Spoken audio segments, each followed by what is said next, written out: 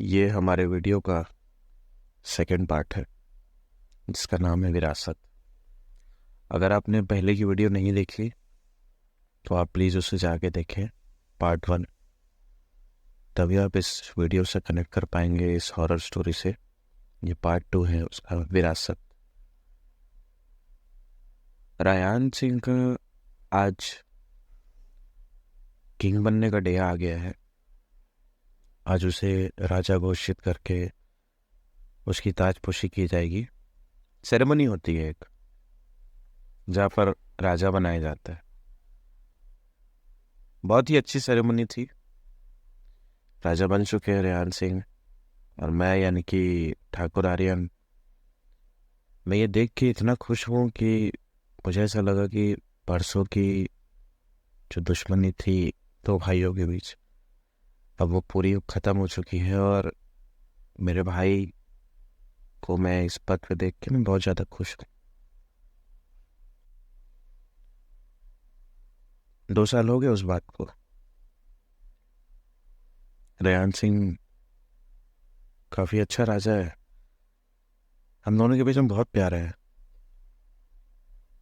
लेकिन आज भी ना एक चीज़ मुझे बहुत परेशान करती है। मुझे ना खाने के मेज़ पे यानी कि डाइनिंग टेबल पे ना वीर बहादुर सिंह जी दिखते हैं। कुछ कहते नहीं है, बस देखते रहते। पर आज कुछ नया हुआ। आज उन्होंने मुझसे कुछ कहा। वो ये कि तुझे धोखा दिया गया है, तू भी मेरी तरह है। अब ये समय है उस धोखे को सबके सामने लाने का। मैं हैरान था कि ये किस बारे में बात कर रहे हैं। इस बार मैंने किसी को बताया नहीं है कि मुझसे क्या कहा गया है। रजवाड़े जी से मैंने बस एक ही सवाल किया कि रजवाड़े जी, ये धोखा क्यों हुआ। रजवाड़े जी थोड़ा हैरान थे इस पर। और जब उन्होंने मेरे तरफ देखा तो उनके आंखों में शर्म थी और डर भी था। मैं तुरंत समझ गया कि कुछ तो गड़बड़ है, और रजवाड़ी जी मुझसे कुछ छुपा रहे हैं। ये जानने के बाद मैंने दूसरा सवाल किया, आपने ऐसा क्यों किया मेरे साथ। रजवाड़े जी इस बार फिर घबराते हुए बोलते हैं कि क्या क्या क्या सरकार, मैंने क्या किया आपके साथ। मैं समझ गया कि रजवाड़े जी इस धोखे में मिले हुए हैं, और मैं ये चीज़ के लिए कंफर्म हो गया कि ज़रूर पक्का कुछ धोखा हुआ है, क्योंकि रजवाड़े जी इसके पहले कभी इस तरह से घबराए नहीं। दूसरे दिन वीर बहादुर जी फिर से दिखते हैं मुझे डाइनिंग टेबल पे, और इस बार कहते हैं कि किले के पीछे एक कुआं है, और वो कुआं पुराने कपड़े से ढका हुआ है। उसको जाके देखो और वहाँ की खुदाई करवाओ, और जब वहाँ से खुदाई करवाओगे तो तुमको कुछ मिलेगा। मैं सेम वैसे ही करता हूँ एग्जैक्टली। 3 दिन लगा पूरे की पूरी साफ सफाई करके कुएं को खुदवा ले। काफ़ी गहरा कुआं था। वहाँ से मुझे एक चाबी मिली, जो कि ऐसा लग रहा था कि करीबन 2 फीट या 3 फीट बड़े ताले की चाबी है। इतना बड़ा चाबी था वो। मैं उस चाबी को लेके खोजने लग गया कि ये किस ताले में लगता है, बट मुझे वो ताला नहीं मिला। फाइनली काफ़ी सर्च करने के बाद मैंने अपनी एक टीम बनाई है। काफ़ी सर्च करने के बाद हमारी टीम ने फाइंड आउट कर लिया कि ये चाबी क्या चीज़ की है।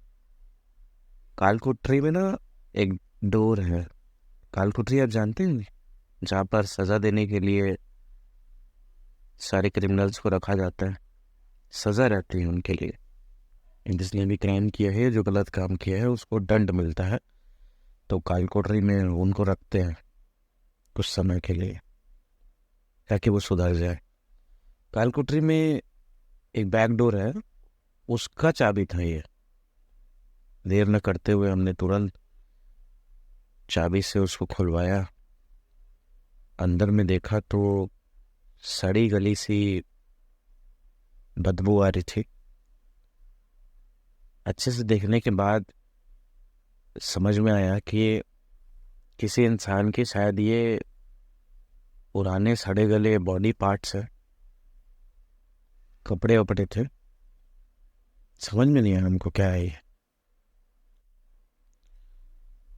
जैसे हम वहां से वापस जा रहे थे तो एक जोरदार हवा का झोंका हमारे सीने पे आके लगा और ऐसा लगा कि हमें किसी ने धक्का दिया। गिरते गिरते ही बच गया मैं तो।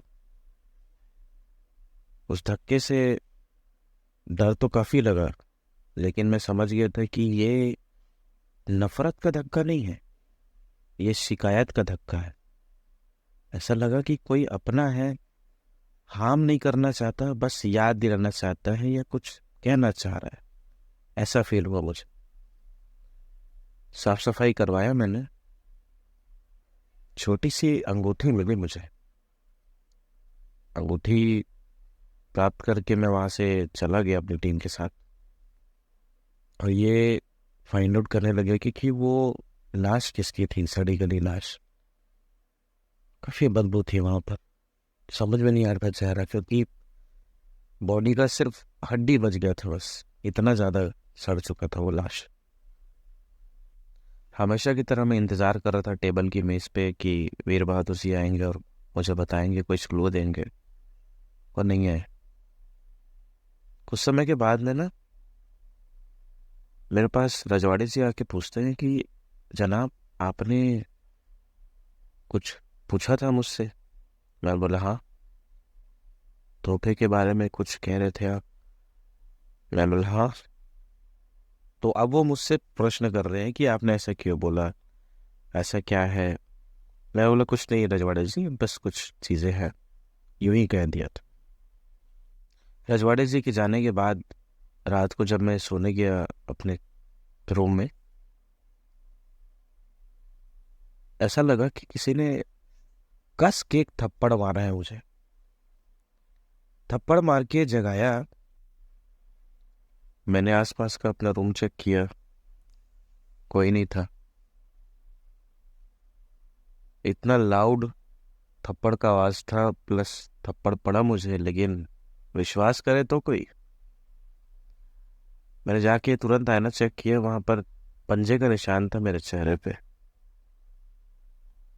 और एक व्यक्ति और दिख रहे थे मुझे आईने में, वीर बहादुर जी खुद।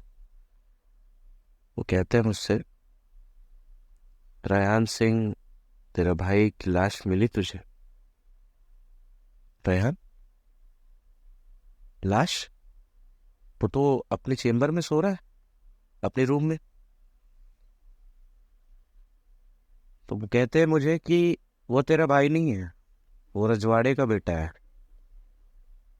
और जो तेरा भाई है उसकी तूने लाश अभी ढूंढ के निकाली है। ये रजवाड़े और इसके पापा ने मिलके ही मेरे भाई को भड़काया था। अब ये तुम्हारे साथ भी ऐसे ही गलत करना चाहता है, और यही लोग हैं जो हमारी फैमिली को खराब कर रहे हैं। तेरे भाई को भी मार दिया इसने, तुझे भी मारने का ही प्लान है इसका। ये सुनने के बाद मैं बहुत ज़्यादा रोया, क्योंकि रेहान सिंह मेरे साथ ज़्यादा रहा नहीं है। बचपन से मिला हूँ, उसके बाद कुछ समय बाद मिला हूँ, तो ज़्यादा फर्क समझ में नहीं आया मुझे। और बातें भी तो ऐसी करते हैं ना, भले रजवाड़े जी का वो बेटा है तो क्या हुआ, मेरा भाई तो है। मैंने डिसाइड किया कि इसकी सज़ा रजवाड़े जी को मिलेगी। रेहान सिंह जो मेरे भाई को भेष बदल के आके है, उसे नहीं। सबसे पहले हमने पुरोहित को बुला के, पंडित जी को बुलवा के हमने अपने भाई का अंतिम क्रिया करवाया। रजवाड़े जी जान गए थे कि अब मुझे सब चीज़ पता चल गया, तो वो अपने अपने बेटे को लेके भागने के फिराक में थे। मैंने उनको रोका और उसी रूम में बंद कर दिया जहाँ पर मेरे भाई की लाश मिली थी मुझे, रजवाड़े जी को। उनके बेटे यानी कि रायल सिंह को मैंने बुला कर बोला कि ये राज तुम ही करोगे यहाँ पर, तुम ही राजा हो यहाँ के, लेकिन तुम्हारे पिता को जो सज़ा मिलेगी उसको तुम नहीं रोक पाओगे। इसने जितना गलत किया है ना, शायद वो जानते भी नहीं हो तुम। बहुत रिक्वेस्ट किया उसने मुझसे कि पापा है मेरे, मैं कैसे करूँ, क्या करूँ। मैं मना नहीं कर, क्योंकि विरासत का छोटा सा हिस्सा के लिए इसने जो मेरे फैमिली को बर्बाद किया, ऐसा इंसान आगे जाके किसी को भी बर्बाद कर सकता है, और मैं ये नहीं देख सकता। सज़ा के तौर पे मैंने उनको उम्र कैद की सज़ा नहीं, जान से नहीं मरा उनको, उम्र कैद की सज़ा दी मैंने उनको। रयान अपने पिताजी से मिलता भी था।